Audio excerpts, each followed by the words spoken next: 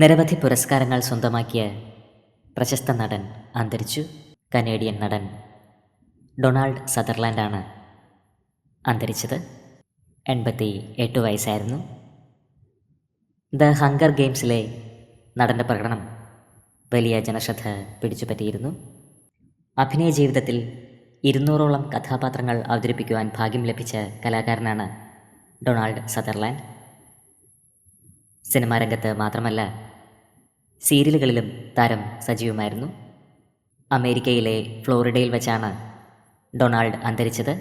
വാർദ്ധക്യസഹജമായ അസുഖങ്ങളെ തുടർന്ന് ചികിത്സയിലായിരുന്നു.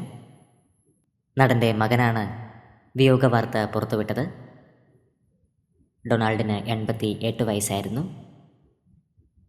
പ്രണാമം അർപ്പിച്ച് നിരവധി പേരാണ് ഇപ്പോൾ സോഷ്യൽ മീഡിയയിൽ എത്തുന്നത്. സിനിമാ ലോകത്തിന് കനത്ത ഒരു നഷ്ടമാണ് സംഭവിച്ചിരിക്കുന്നത്. ആത്മാവിന് നിത്യശാന്തി ലഭിക്കട്ടെ എന്ന് നമുക്ക് പ്രാർത്ഥിക്കാം.